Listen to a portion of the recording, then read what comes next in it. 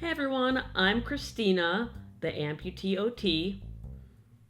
Hey, have you noticed my hearing aids?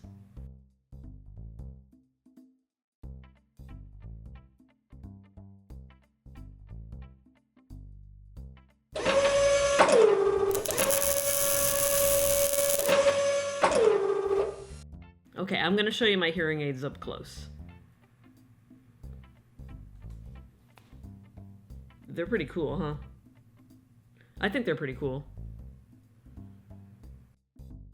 An interesting thing started happening to me a few years ago. I started to lose my hearing. I started learning sign language around the same time that I started noticing I was losing my hearing. Although I actually have two reasons that I started learning to sign. One of those reasons is that my boyfriend is deaf, and the other reason is that I figured if I'm going to become deaf, I may as well learn how to sign. I thought I would discuss about how my personal identity has changed over time. A few years ago, I identified as hearing, but that slowly changed as I lost my hearing. I became hard of hearing, and now I identify as deaf. I do not mean that I am 100% deaf and can't hear anything. It means that I have some hearing. Most people aren't 100% fully deaf. Most deaf people have some residual hearing. Having a deaf identity means that you have hearing loss, or you're born deaf, or you're born and then you lost your hearing, and you use sign language to communicate. Sometimes people say that being deaf means that you can't use the phone. I can use the phone, but I need a really quiet room. Most of the time I use my office, and I put my phone on speakerphone, and I put it up to my ear so that I can hear.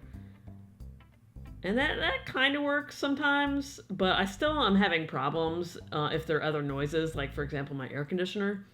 The St. Louis area is an interesting place to live for the deaf community because there are basically only oral schools here. There's not any deaf schools. What that means is that oral schools for the deaf means that what they're mostly interested in is listening and spoken language, and they don't focus on signing. But St. Louis does have a community of people who sign. For example, GSLAD, which is a club for the deaf that's around here. It's a community for people who sign. Most people who go to GSLAD are signers. Okay, so I'll show you my hearing test.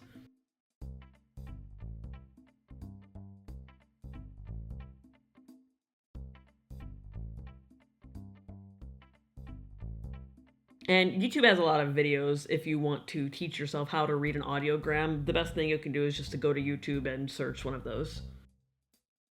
So you see that how my right ear is a lot worse than my left ear? I recently went to the audiologist and I had a test to see if I can get a cochlear implant. The audiologist said that I can get a cochlear implant, but right now I'm waiting for pre-authorization for my insurance company. After my insurance company accepts the pre-authorization, I'm going to go and have surgery to get a cochlear implant.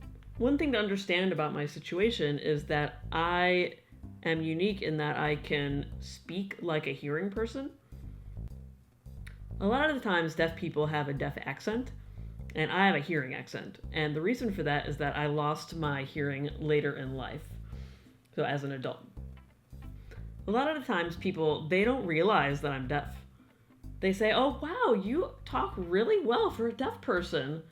That's cool. And I'm like, yeah, but it doesn't really matter. It doesn't mean I'm like better than anybody else or something. My future plan is to have all of my videos have me signing and with a voiceover and with closed captions, because I want all people to understand my message. And soon I'm going to have all of the rest of my other videos captioned so that other deaf people can understand them. So right now I've got some friends online who are helping me close caption all of the rest of my videos so that in the future, if people want to watch my videos, they can read the captions and understand. Okay, that's all for now. I hope you enjoyed my video. If you have any questions or comments, you can leave them in the comments section below. I will answer your questions. Have a good day. Have a good day.